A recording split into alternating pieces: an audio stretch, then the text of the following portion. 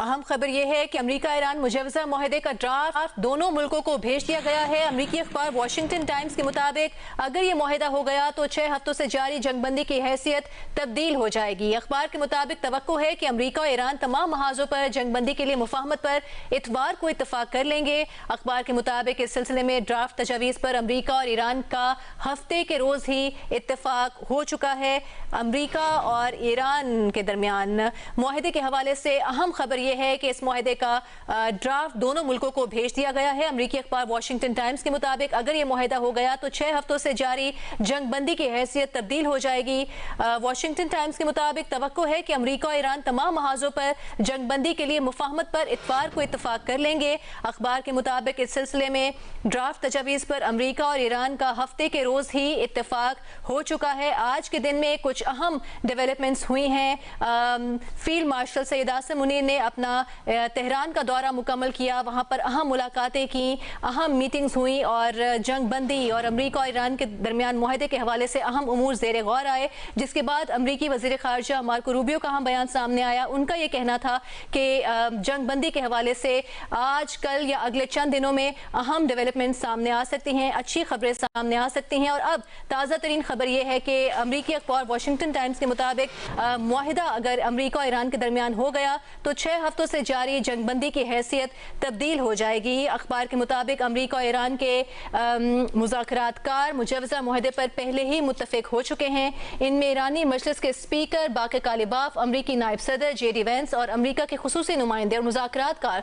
Steve Witkoff और Jared Kushner पहले ही मुत्तफिक हो चुके हैं। ये अहम खबर है। वॉशिंगटन टाइम्स के मुताबिक अमेरिका और ईरान के दरमियान मुजवजा मुआहदे का ड्राफ्ट दोनों मुल्कों को भेज दिया गया है और अगर ये मुआहदा हो जाता है तो 6 हफ्तों से जारी जंगबंदी की हैसियत तब्दील हो जाएगी। और तवक्को है कि अमेरिका और ईरान तमाम महाजों पर जंगबंदी के लिए मुफाहमत पर इतवार को इतफाक कर लेंगे। इस अखबार के मुताबिक इस सिलसिले में ड्राफ्ट तजावीज़ पर अमेरिका और ईरान का हफ्ते के रोज ही इतफाक हो चुका है।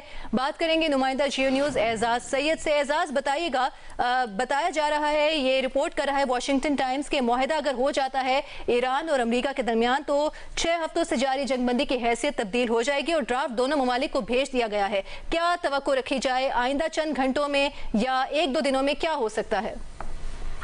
जी, अब मामला आइंदा चंद घंटों का रह गया है।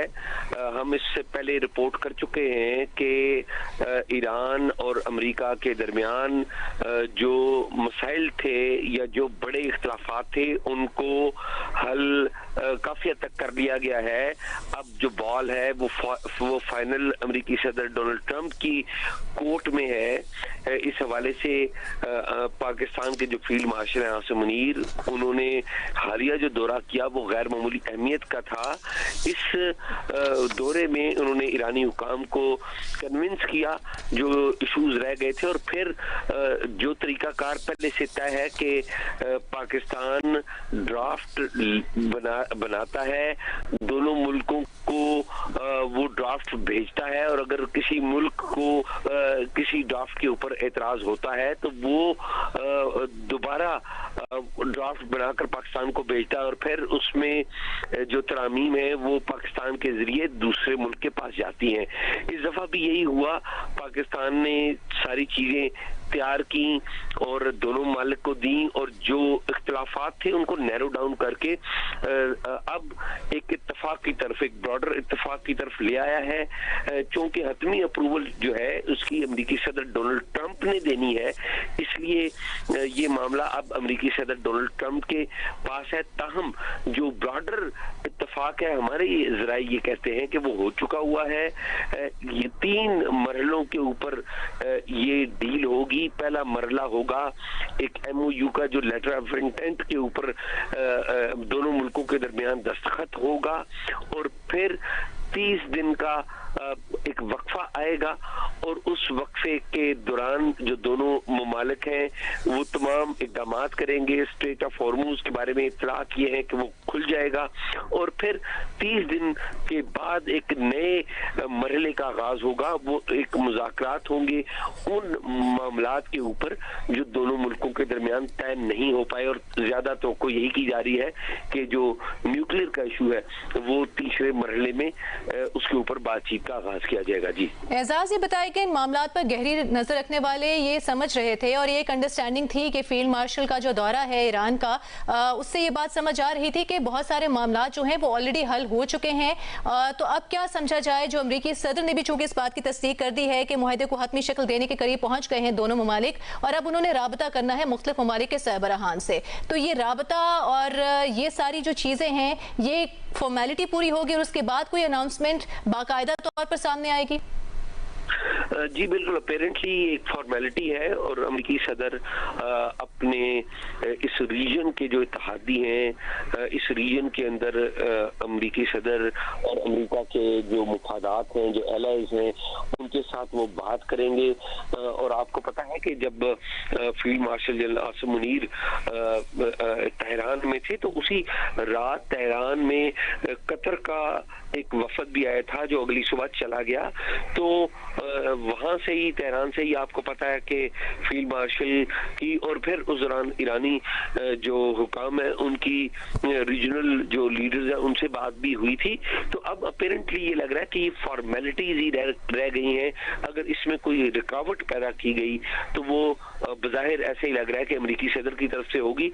फिलहाल कोई बड़ी रुकावट इस मुआहदे की राह में नहीं नजर आ रही। जी एजाज, ये बताइएगा, पाकिस्तान का सालिसी का किरदार और सिफारती कोशिशों की बात की जाए तो विफाकी वज़ीर दाखिला मोहसिन नकवी जाते हैं ईरान में, आला क़यादत से मुलाकातें करते हैं और फिर फील्ड मार्शल सैयद आसिम मुनीर का ये कामयाब दौरा तेहरान का, जिसमें हतमी तौर पर मामला जो हैं वो तय पा गए, हम ये कह सकते हैं। तो फील्ड मार्शल की कोशिशों की मोतरफ है पूरी दुनिया ही, मुख्तलिफ ममालिक के सरबराहान सदर ट्रंप कितनी दफ़ा तारीफ कर चुके हैं। तो पाकिस्तान को सिफारती तौर पर कितना मुस्तहकम किया है फील्ड मार्शल की इन कोशिशों ने? जी देखिए, पाकिस्तान का जो तारुफ था बदकिस्मती से आलमी सतह पर वो कोई इतना अच्छा और मिसाली नहीं था। हम माशी एतबार से बड़े मसाइल का शिकार हैं। माशी एतबार से हम IMF और दुनिया के जो आलमी मालियाती इदारे हैं उनकी तरफ देखते हैं। फिर बदकिस्मती से एक अरसा दराज पाकिस्तान दहशतगर्दी का भी शिकार रहा, लेकिन चूंकि 2 मई 2011 को उसामा बिन लादेन यहाँ से बरामद हुए थे, आल्दो के पाकिस्तान ताउन करता रहा था आलमी बरादरी से टेररिज्म के हवाले से, मगर पाकिस्तान के ऊपर एक टेररिज्म का दाग था। कोई बेशक उसमें कितनी हकीकत थी या नहीं थी, उसमें एक अलग डिबेट की बात है। लेकिन ये जो वाकयात हुए 28 फरवरी को जब अमेरिका और इसराइल ने ईरान के खिलाफ जंग शुरू की, तो आप देखिए कि अक़वाम मुत्तहिदा जो है वो सामने नहीं आई।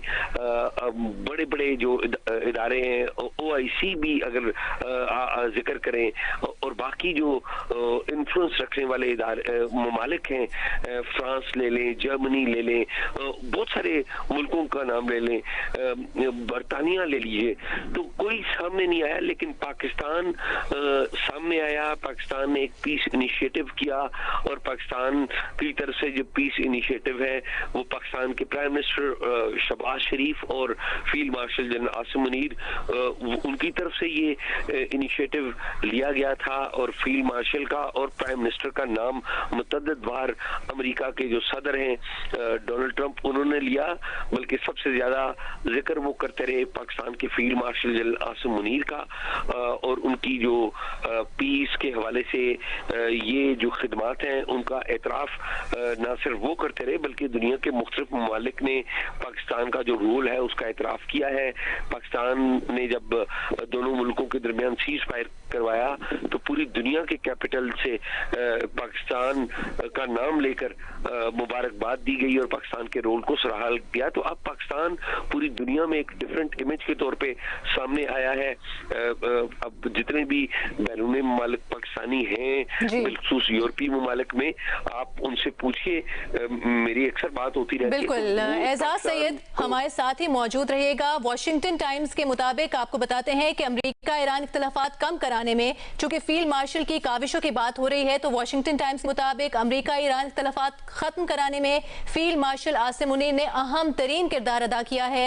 अखबार के मुताबिक फील्ड मार्शल आसिम मुनीर ने ईरान अमेरिका मुज़ाकरात में सबसे बड़े मुसालहत कार का किरदार अदा किया है। न्यूयॉर्क टाइम्स भी ऐसा ही कुछ रिपोर्ट कर चुका है कि इस तनाज़े को हल कराने में इन कोशिशों के हवाले से फील्ड मार्शल का कलीदी किरदार रहा है। और वॉशिंगटन टाइम्स का भी ये कहना है कि अमेरिका ईरान इख्तिलाफात खत्म कराने में फील्ड मार्शल आसिम मुनीर ने अहम तरीन किरदार अदा किया है। अखबार के मुताबिक फील्ड मार्शल आसिम मुनीर ने ईरान अमेरिका मुज़ाकरात में सबसे बड़े मुसालहतकार का किरदार अदा किया है। एजाज अपनी बात जारी रखिएगा कि किस तरह से मुख्तलिफ जरीदे, मुख्तलिफ ममालिक के सरबराहान मोतरफ हैं फील्ड मार्शल की काविशों के।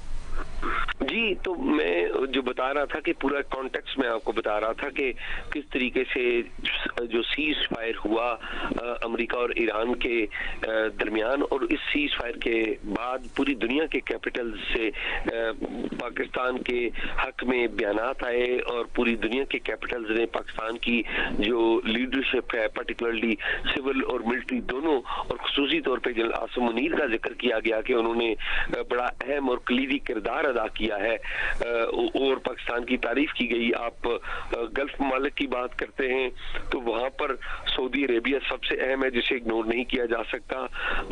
उनकी तरफ से स्टेटमेंट आया, बाकी गल्फ के दीगर ममालिक की तरफ से स्टेटमेंट आया।